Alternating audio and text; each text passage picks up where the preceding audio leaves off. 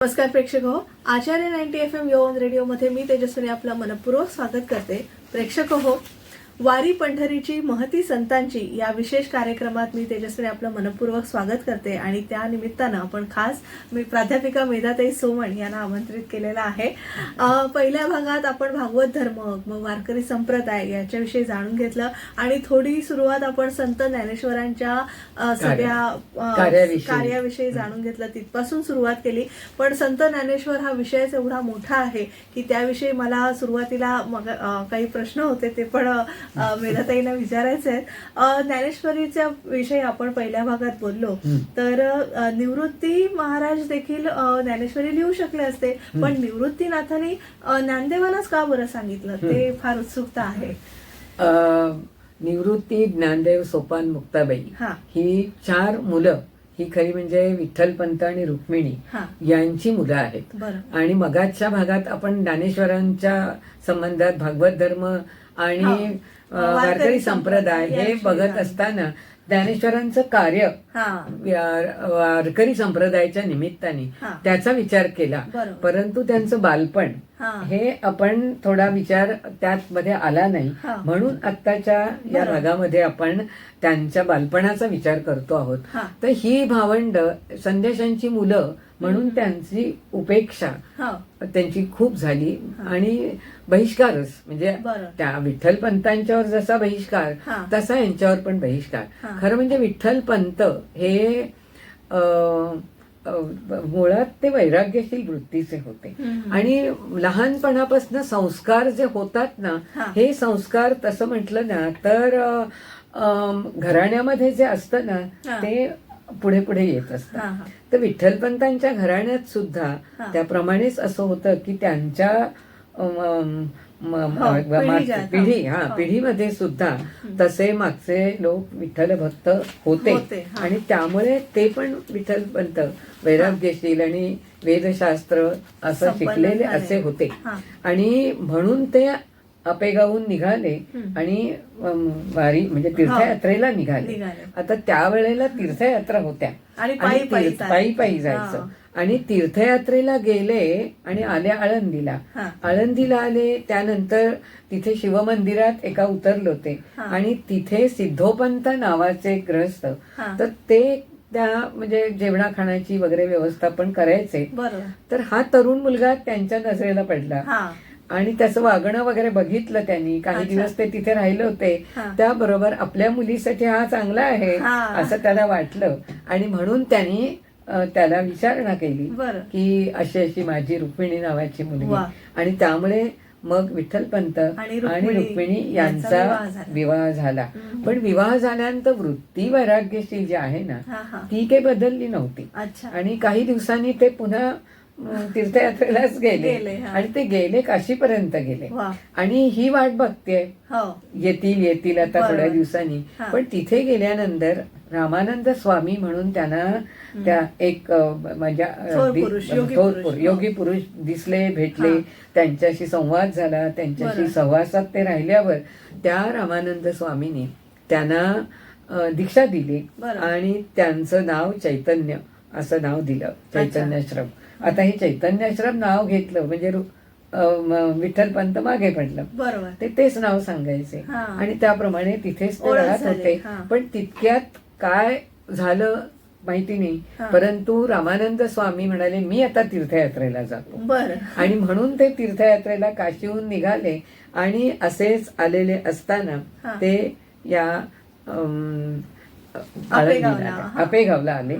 तर ही तिथे दर्शनाला सगळे जात असत आणि रामानंद स्वामी कोणी आलेत काशीहून, ही पण दर्शनाला गेली होती आणि ही रुक्मिणी दर्शनाला गेली, नमस्कार केला आणि नमस्कार केल्यावर सर्वसामान्यपणे आपल्याकडे सौभाग्यवती भव, पुत्रवती भव असे आशीर्वाद दिले जातात, स्त्रियांना दिले जात असतात. तसा आशीर्वाद त्यांनी दिला, पुत्रवती भव.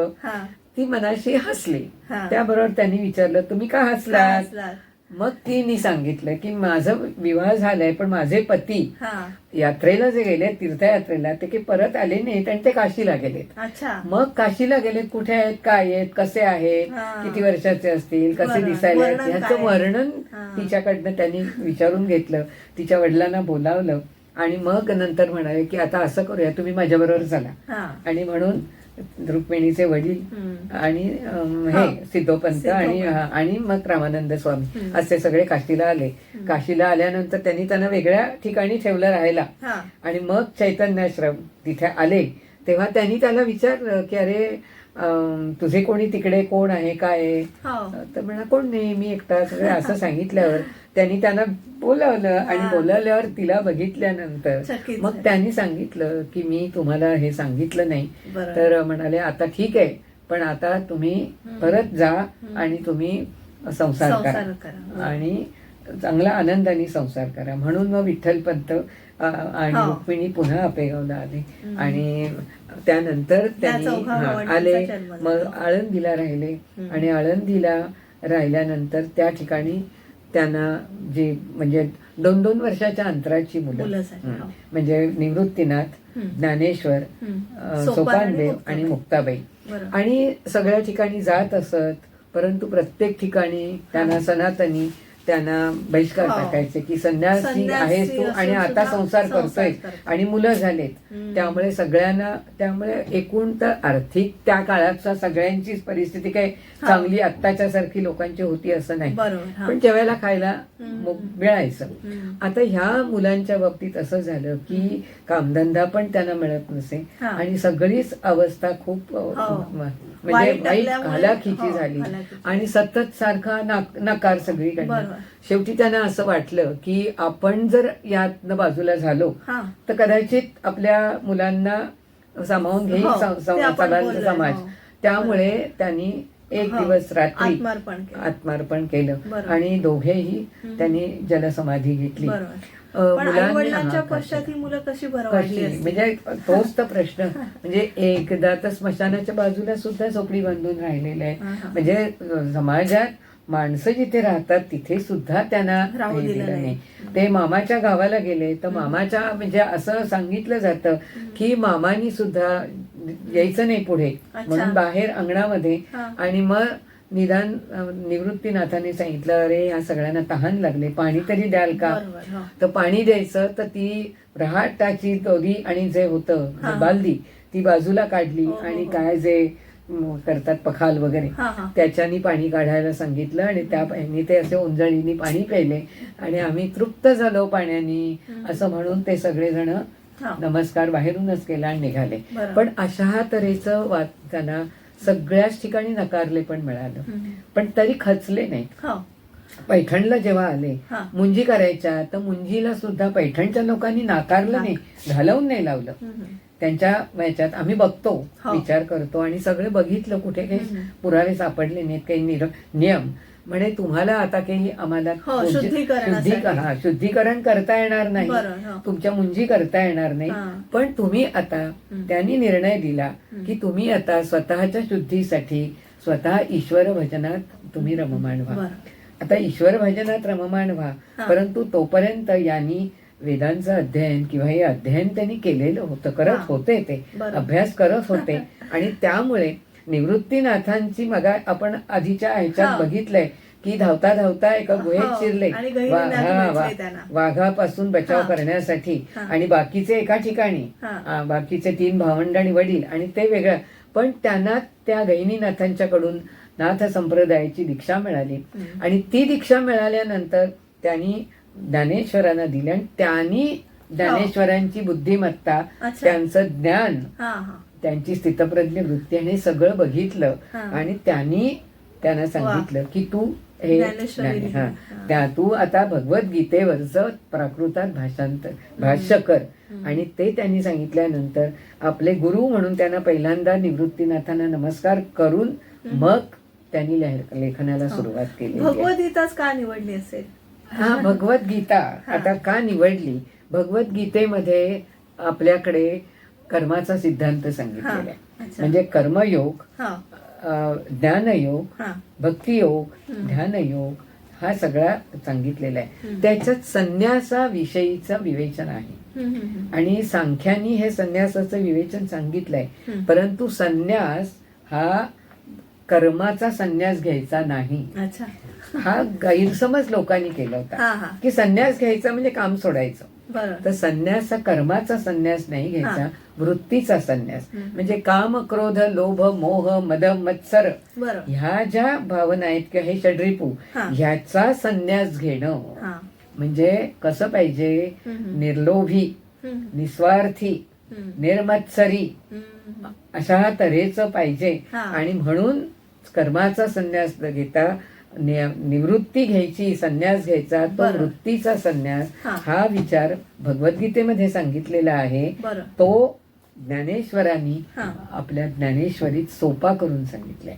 कर्माचा सिद्धांत सांगितलाय. कर्म करायचंय, कोणतं कर्म आपल्याला नेमून दिलेलं आहे ते. आणि ते जर म्हणजे स्वधर्म, तो स्वधर्म आपण करत राहिलो तर समाज रचनाचं रक्षण होत असतं. माझा स्वधर्म काय आहे तो मी केला पाहिजे. म्हणजे मग परधर्माचं जर मी करायला लागले काही तर माझ्या हातून नीट होईल असं नाही. मग मला जर काही वाचनाची आवड आहे तर मी वाचलं पाहिजे, मी लिहिलं पाहिजे. मी जर म्हंटल मला गायचंय तर मी गायला लागले तर सर्व उठून जातील, कारण माझा तो धर्मच नाही. म्हणजे मला जे काही येत आहे त्याबद्दल मी माझं वाढवलं पाहिजे.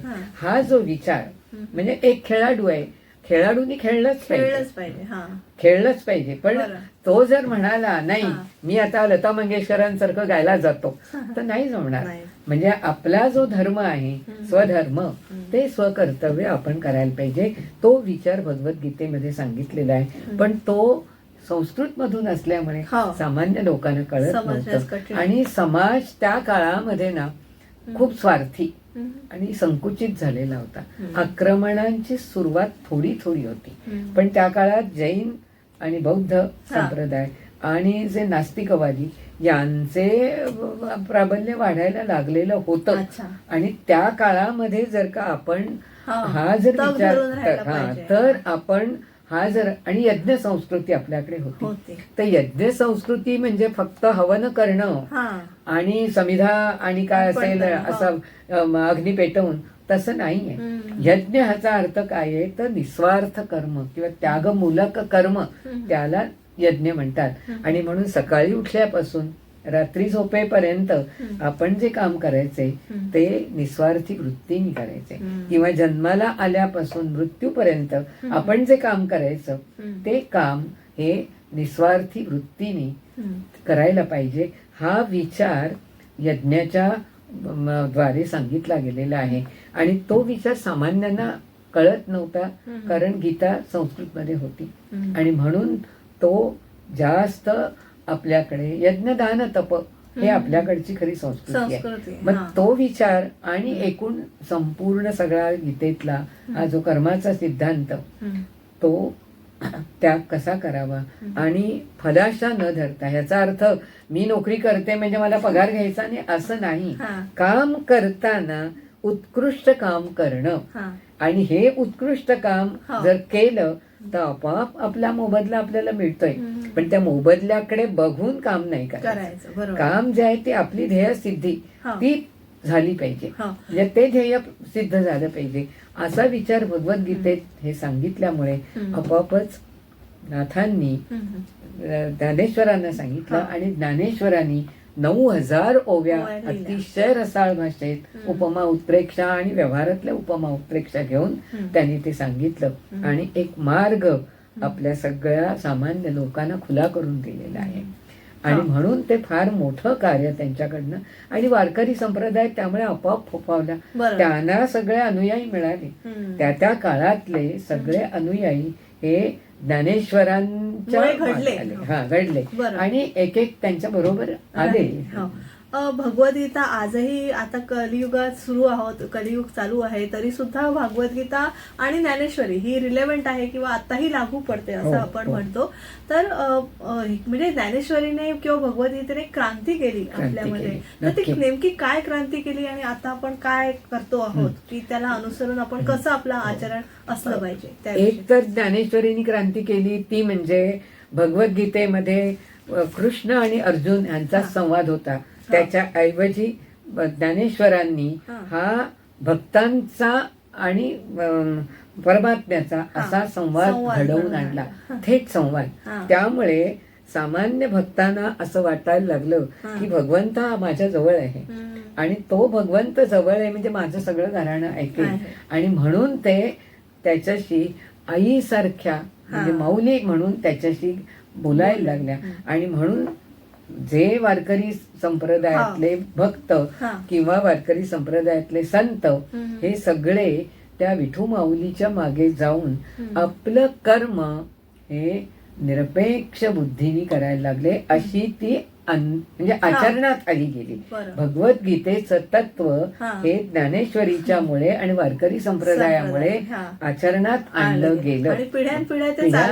आणि जेव्हा ते पिढ्यानपिढ्या केलं जातं ना तेव्हा तो एक आपल्या आचरणाचा भाग होऊन जातो. आणि म्हणून आता सुद्धा तरुण पिढीने भगवद्गीता, ज्ञानेश्वरी, दासबोध हे जे ग्रंथ आहेत ना हे मुद्दाम अभ्यासावेत. आणि त्यातलं जे तत्व आहे आम्ही म्हातारपणी बघू, वय 50 झालं की बघू, त्याच्यापेक्षा तरुण वयात जर त्याचा अभ्यास केला तर आपल्याला खूप काही यश आपल्या कार्यामध्ये मिळत असतं. कारण अनेक वेळेला नकळतपणे आपल्या हातून स्वार्थ साधला जातो, नकळतपणे एखाद्याचा अपमान होतो, नकळतपणे अशाच काही अपराध चुका आपल्या होत असतात.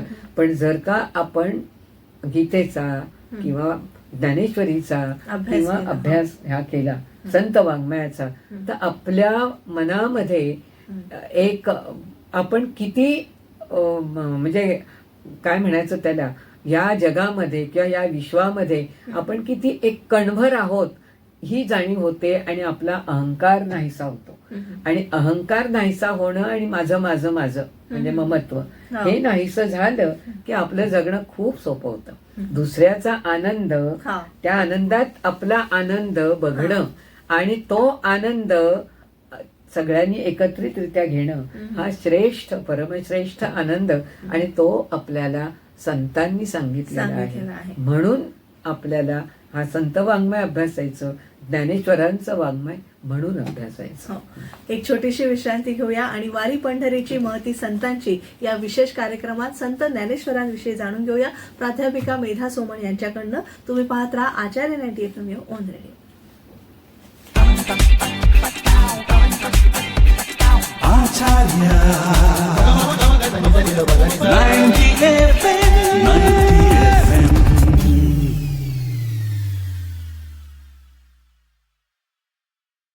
विश्रांतीनंतर तुम्हा सगळ्यांचं पुन्हा एकदा स्वागत.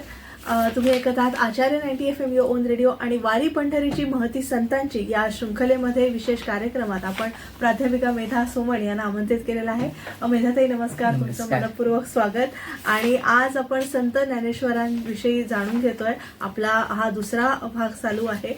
तर आता ज्ञानेश्वर माऊलींची ग्रंथ संपदा किंवा वाङ्मय संपदा याविषयी तुम्ही थोडंसं मार्गदर्शन करावं अशी मी विनंती करते. ज्ञानेश्वरांच्या साहित्याविषयी बोलायचं झालं तर आपण आधीच्या भागामध्ये ज्ञानेश्वरांच्या ज्ञानेश्वरी विषयी आपण बरंच काही चर्चा केलेली आहे. त्यामुळे ज्ञानेश्वरीचं लेखन हा हे क्रांतिकारक घटना आहे खरं म्हणजे, साहित्याच्या दृष्टीने, अध्यात्माच्या दृष्टीने, सगळ्याच दृष्टीने. कारण ज्ञानेश्वरीमुळे मराठीला सुद्धा जे म्हणजे मराठीचा प्रतिष्ठा मिळाली, मराठी भाषेला प्रतिष्ठा जी मिळाली, तो गौरव मराठीचा ज्ञानेश्वरीमुळे खरा म्हणजे जास्त करून झालेला आहे. कारण ज्ञानेश्वरी हा एकमेव असा ग्रंथ आहे जो पहिल्यांदा, म्हणजे विवेकसिंधू आहेच मुकुंदराजांचा, पण ज्ञानेश्वरी हा ग्रंथ आणि जे त्याच्यामधला उपमा उत्प्रेक्षा याच्या साह्याने त्यांनी जे जे त्यांचे तत्व समजावून सांगितलेली आहेत इतकी रसाळ भाषेमध्ये सामान्य माणसाला कळेल अशा. त्यामुळे मराठी भाषेचं ते एक भूषण आहे, लेणं आहे. आणि म्हणून मराठी भाषेला खूप प्रतिष्ठा प्राप्त झालेली आहे. आज आपण जे मराठी भाषेला अभिजात मराठीचा दर्जा मिळण्याचं मुख्य कारण खरं म्हणजे ज्ञानेश्वरी आहे. तर अशी ज्ञानेश्वरी, त्याविषयी आपण मगाशी बोललेले आहोत. त्यानंतर आणखी एक त्यांचं चांगदेव 65 अच्छा. हा, भावार्थ दीपिका ही म्हणजे भावार्थ दीपिकाच म्हणतात पहिलं, हा. परंतु ज्ञानेश्वरांनी लिहिली हा. म्हणून ती ज्ञानेश्वरी. हा. मूळ ग्रंथाला भावार्थ दीपिका हेच नाव आहे, हा. पण भावार्थ दीपिका हे नाव मागे पडलं हा. आणि ज्ञानेश्वरांच्या कडून ते लिहिलं गेला तो ग्रंथ, म्हणून ती ज्ञानेश्वरी. आणि त्याची संशोधित आवृत्ती ही 300 वर्षांनी एकनाथांनी ती केलेली आहे. तर तो भागही आपण नंतर बघणारच आहोत. म्हणजे तर चांगदेव पासष्टी ह्याची निर्मिती कशी झाली, तर ज्ञानेश्वरांच्या बाबतीतलं त्यांची प्रवचनं, त्यांची एकूण सगळं तत्वज्ञान आणि याविषयी ऐकल्यानंतर चांगदेव हे त्या काळातले एक आणखी म्हणजे बलाढ्य म्हणतात तसे एक संत म्हणा, पण अहंकारी अहंकारी होते, वयाने मोठे होते, पण आले आणि ते भिंतीवर बसून आले नाही, ते वाघावर बसून आले आणि सर्पाचा चाबूक हातात, आणि असे करून ते आलेले. आणि ते येत आहेत असं म्हटल्यानंतर ही सगळी चारही भावंड जरा ऊन मिळावं म्हणून एका भिंतीवर बसलेली होती. अशी मोडकी तोडकी असेलही कदाचित किंवा काय. तर अशा पडक्या घरातूनच त्यांना राहायला जागा कुठे चांगली घरं आपल्यासारखी मिळत होती. तर असे राहत होते आणि त्या उन्हात असे बसलेले होते ऊन खाण्यासाठी. तर चांगदेव येत आहेत कळल्यानंतर चांगदेव अगदी ऐटीत आले आणि आधीपासून त्यांनी ठरवलं होतं की आपण काहीतरी पत्र द्यायचं. आता ज्ञानेश्वरांना पत्र द्यायचंय, खूप लिहायचा प्रयत्न केला परंतु काहीच ते लिहू शकले नाहीत. आणि मग शेवटी कोरा कागद घेतला आणि मग आले त्या वाघावरनं खाली उतरले आणि त्यानंतर अगदी ऐट होती पुष्कळ. तर तो कागद दिला नोकरांनी, त्यांच्या शिष्य कोण होते त्या शिष्यानी, आणि ज्ञानेश्वरांनी ते गेल्यावर तो उघडून बघितला. तर बघतायत तो मुक्ताई म्हणाली, शेवटी कोरा तो कोराच चांगदेव. तर चांगदेव कोरा तो कोरा म्हणजे तो कागद कोरा होता, काहीच त्याच्यावर लिहिलेलं नव्हतं. परंतु ज्ञानेश्वर इतके विनम्र, ते काहीच बोलले नाहीत. पण लगेच निवृत्तीनाथांनी, ते मोठे भाऊ आणि शेवटी गुरु त्यांचे, त्यांनी लगेच त्यांना सांगितलं की ज्ञानदेवा तू आता असं कर की त्यांना तू पत्र त्यांनी दिलं कोरं, पण आता तू एक पत्र लिही आणि तू त्यांना लिहून पाठव. त्याप्रमाणे ज्ञानेश्वरांनी जे त्याच्यात श्लोक लिहिले आणि त्यांना जे पत्र पाठवलं तो निजबोध त्यांना कर तू, असं निवृत्तीनाथांनी सांगितलं. तो निजबोध म्हणजे काय, तर त्यांना आत्मबोध व्हायला पाहिजे, त्यांनी आत्मपरीक्षण करायला पाहिजे. तर ते आत्मपरीक्षण जेव्हा आपण करतो तेव्हा आपल्याला आपल्यातले दोष कळायला लागतात. आपल्यातला अहंकार असेल तर तो अहंकार आपला दोष आहे हे कळून तो काही वेळेला निघून जातो आणि आपण विनम्र होतो. तर त्याला निजबोध होण्यासाठी म्हणून तू पत्र लिही म्हणता ते जे श्लोक झाले ते 65 श्लोक झाले. आणि म्हणून त्यांनी परत तो कागद 65 श्लोकांचा चांगदेवांकडे पाठवला आणि चांगदेवानी तो वाचल्यावर ज्ञानेश्वरांच्या पाया पडले, शरण आले, कारण त्यांचा अहंकार त्या ठिकाणी नाहीसा झाला. आपण म्हणतो भिंत चालवली म्हणून त्यांचा अहंकार नाही, भिंत चालवल्यामुळे नाही, हे चमत्कार सांगितला जातो. पण मुख्य काय तर त्यांनी ती बघितला कोरा कागद, आणि ज्ञानेश्वर म्हणजे ते तत्वज्ञ होते, ते प्रतिभा संपन्न कविवृत्ती असली तरी सुद्धा मुख्य ज्ञानी होते, योगी होते, आणि त्यांना ते सगळं ज्ञान झालेलं होतं आणि म्हणून त्या आधारानेच त्यांनी ते लिहिलेलं होतं. आणि म्हणून ते 65 श्लोक चांगदेवाला दिल्यानंतर आपोआपच ते श्लोक वाचल्यावर चांगदेवाचा अहंकार नाहीसा झाला. मुक्ताईचे बोलणं मात्र लहानच होती ती, त्यामुळे चांगदेव शेवटी कोरा तो कोरा असं ती सहजपणे बोलून गेली. पण निवृत्तीनाथांनी मात्र जे सांगितलं ना की तू आता लिही, त्याप्रमाणे त्यांनी लिहिलं. त्यामुळे हे चांगदेव 65 हा आहे. त्यांनी हरिपाठाचे काही अभंग पण लिहिलेले आहेत आणि साधारण ते 27 अभंग आहेत. म्हणजे फार, पण निर्गुणोपासना ही समाजातल्या सर्वसामान्य माणसांना नाही करता येत. म्हणजे सगुणोपासना हीच सामान्य माणूस करू शकतो. त्याला समोर कोणतरी मूर्ती देवाची किंवा असं लागतं, सगुण साकार मूर्ती. आणि त्यामुळे निर्गुणोपासनेच्या ऐवजी त्यांना सुलभ अशी व्हावी म्हणून सगुणोपासना त्यांना करता यावी म्हणून हरिपाठाचे काही अभंग हे ज्ञानेश्वरांनी लिहिलेले आहेत. त्यांचा आणखी एक फार म्हणजे ग्रंथ लहान आहे हा परंतु फार अनमोल असा तो म्हणजे अमृतानुभव. हा ते खरं म्हणजे अमृतच आहे. हो म्हणजे इतकं त्यांनी म्हणजे स्वतंत्र प्रज्ञेने लिहिलेला ज्ञानेश्वरी कसं भगवद्गीतेचा हो, भाष्य आहे भाष्य, त्याचं सारांश आहे. पहा म्हणजे पण हा अमृतानुभव हे त्यांच्या बुद्धीतनं त्यांच्या स्वतंत्र प्रज्ञेतनं निर्माण झालेला आणि तो ग्रंथ तसा आकाराने म्हटलं तर लहान आहे हा परंतु तो खूपच त्याच्यामध्ये त्यांचा कुशाग्र बुद्धीचा अगदी आपल्याला प्रत्यय येत असतो.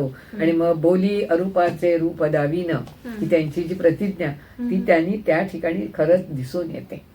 या रूपाचे रूप या बोलीतनं त्यांनी दाखवून दिलेलं आहे त्यांच्या वाणीतून त्यांच्या त्या श्लोकातून ओवीतून. तर असा हा अनमोल असा आपल्या मराठी भाषेचा अनमोल असा हा ठेवा आहे. आणि ह्याची 10 प्रकरण आहेत आणि 806 ओव्या आहेत. आणि देवो देवी म्हणजे प्रकृती आणि पुरुष यांचं ऐक्य हे त्यांनी कसं वर्णन केलेलं आहे ते आपल्याला या अमृतानुभव या ग्रंथामध्ये दिसून येतं. तेव्हा असे हे त्यांचे भावार्थ दीपिका हा एक म्हणजे ज्ञानेश्वरी, अमृतानुभव हा अतिशय अनमोल मौल्यवान असा मराठी भाषेचं लेणं असलेला असा स्वतंत्र प्रज्ञेने लिहिलेला असा हा ग्रंथ चांगदेव 65 आणि काही अभंग हरिपाठाचे काही अभंग असं हे ज्ञानेश्वरांचं फार कार्य फार मोठं आहे त्यांचं. पण हालाखीच्या परिस्थितीत खचून गेली नाही.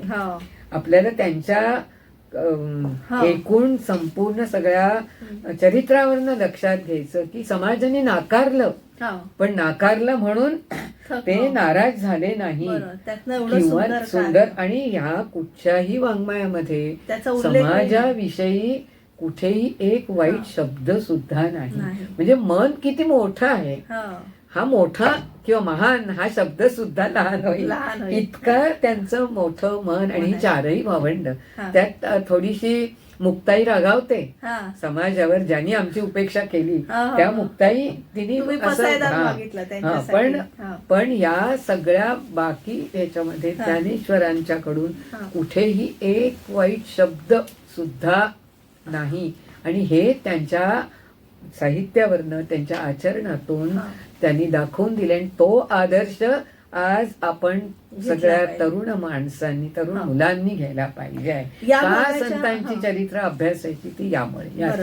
या भागातला शेवटचा प्रश्न मी तुम्हाला विचारते की ज्ञानेश्वर माऊलींना माऊली का म्हणतात ते आपण थोडक्यात सांगूया.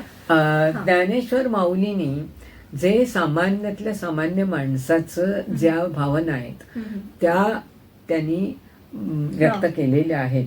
त्यामुळे आपल्या मनातल्या आपल्या हृदयातल्या भावना व्यक्त करणारी ही व्यक्ती ही खरोखरच आईसारखीच आपल्याला आहे.